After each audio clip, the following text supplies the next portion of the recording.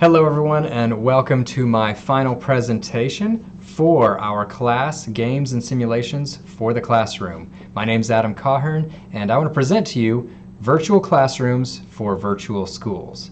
As an EPIC charter schools teacher, I've noticed that the students that are completely virtual, working from home, they seem really disconnected. They have a hard time, I think, understanding that school is a reality, that it's a place for them, that it's something for them to do, that it is their purpose right now. They just find it another computer program that is not as much fun as Fortnite. And so with this, I've kind of thought about how can I bring all my students together into a place where they belong, where they can easily get support, where they feel kind of that peer influence, the positive peer influence, and where they can easily get to everything they need for classes, for math, science, history, and so on. So without further ado, let me zoom over here to my presentation. Here we go. So virtual classroom for virtual schools. It is all the rage right now to have these Bitmoji classrooms. Before we get to that though, let me talk about my purpose. We're going to provide the same benefits of a shared learning space as school classrooms. We're going to provide unified platforms for ease of access, increase the engagement and the interaction, provide support and accountability. Bitmoji virtual classrooms have been the big rage all last year. Teachers have been making up their own kind of front page. And with this front page, they can have cool things. They get their own little Bitmoji teacher. They have links to the different activities, lots of helpful notes, even bookshelves and things like that. Let's look at a few examples before we continue on here. The next example, I like what this teacher did here. She actually has the name of her school right back there. It looks like a real picture that's just pasted in the background. These books actually are linkable, and so a student will click that book and it'll take them to the online digital library where they can read that. A high school teacher in psychology created a clean classroom. What I like about it is that the links are kind of hidden in these nice little notebooks. So those binders are where they click to get everything they need. She's also put just enough personality, just enough fun in there. She's got her Deathly Hallows, her Harry Potter. She's got a little Stitch over there. I don't know if these posters actually send links about those psychologists, or if maybe they play a YouTube video, but that would be another nice thing to do. So these Bitmoji virtual classrooms are really fun. However, I would assume that most students probably get bored of them after just a few days. There's nothing for them to do after they've clicked around, a few times. It's still a nice personal thing. It's less stuffy than most digital curriculum that's out there. So with that in mind, let's look at what a virtual classroom environment may look like. The countercultural game world is all about pixel art. And so these could actually be simplified two-dimensional classrooms. Any computer worth its salt could easily run this. They could look like all sorts of things and could be customizable by the teacher. Each classroom would have the student, their avatar.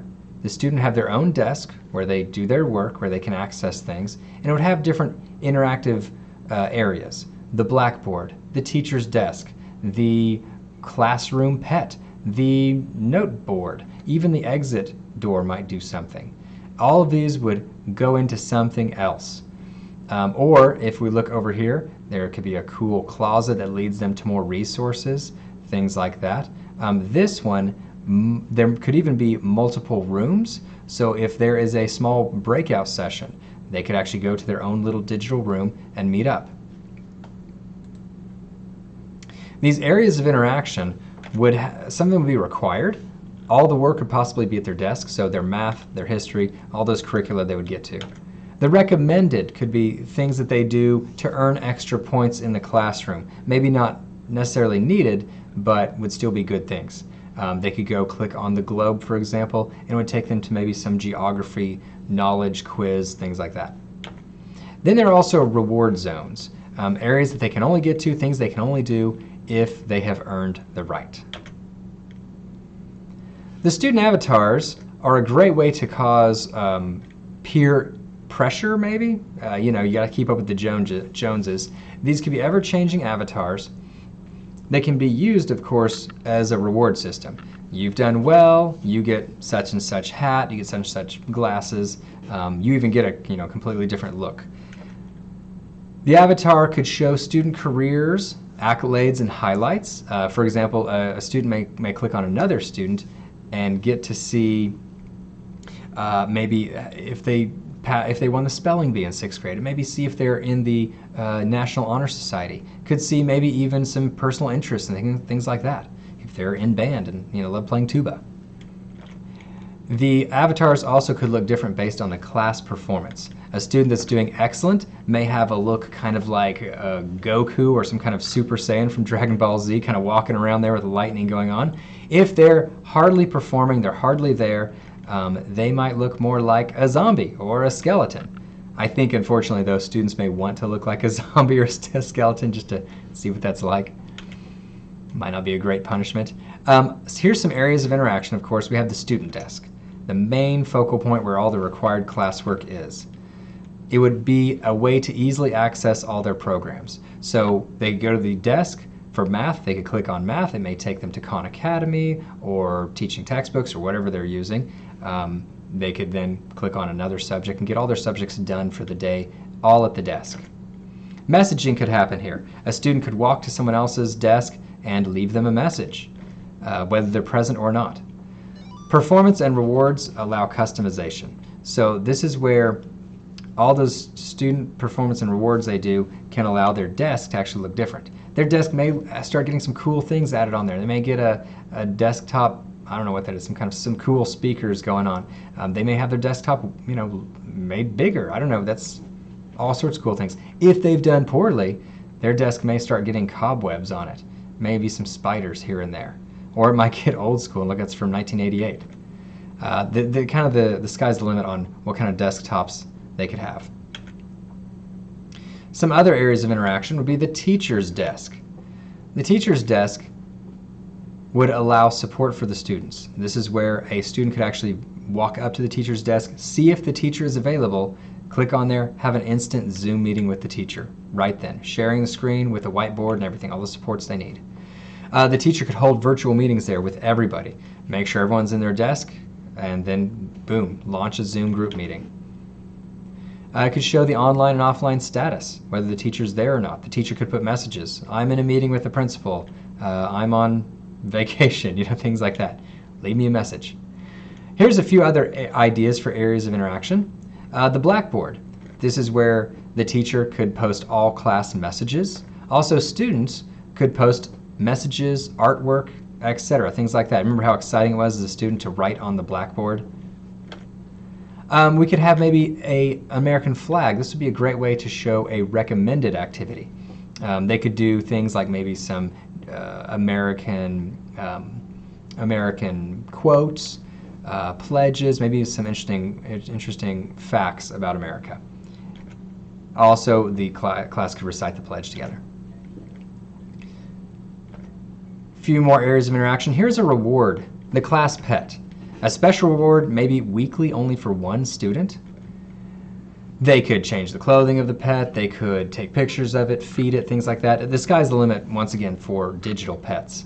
They could get an egg and have to hatch the egg over the weekend, and whatever they do will kind of shape what that creature is. Also, another idea might be a classroom closet. This is a reward zone. It could either look very scientific, kind of like a bunch of cabinets together, or it could be the wardrobe leading to Narnia. The teacher would determine what this is, but it could be a unique video game, it could be a movie to watch, it could be a special treat, who knows?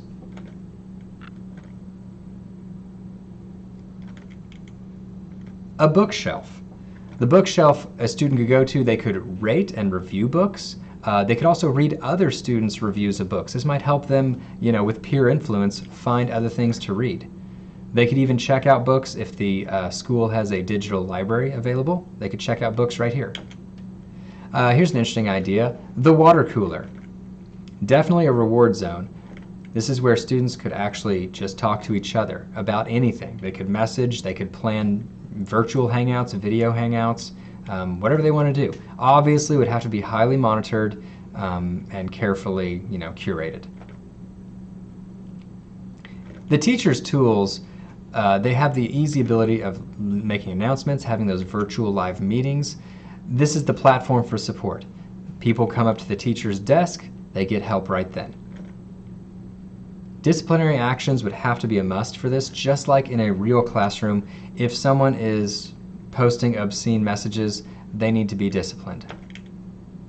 Customizable environment and customizable rewards. This is the place where the teacher can really let their creative juices flow.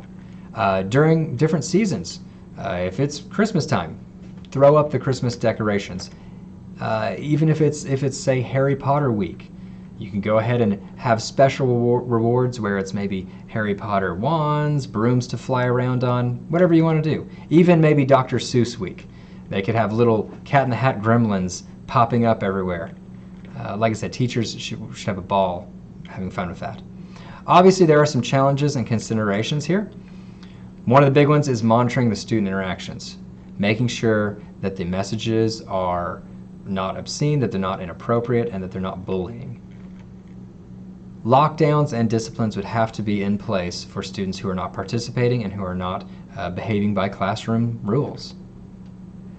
A difficult challenge here would be the interoperability of software. This is where, when a student is at Khan Academy, that they will somehow, it can easily launch Khan Academy and then maybe even bring that info back to the classroom saying they did their math. This would be a difficult thing to get technically. Teacher training and customization. Obviously, you want the software to be very customizable for each teacher so they can really make the classroom their own and run it the way they want to run it. However, that's going to be technically, difficult. It's going to take some training and take some know-how.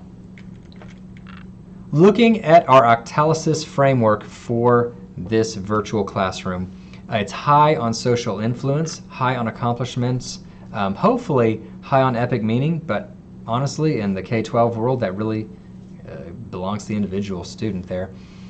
Interacting with other classmates, viewing their progress, having that avatar jealousy is a great way to get them motivated. Tons of accomplishments, tons of things for them to do, and I just really think it's pretty well balanced.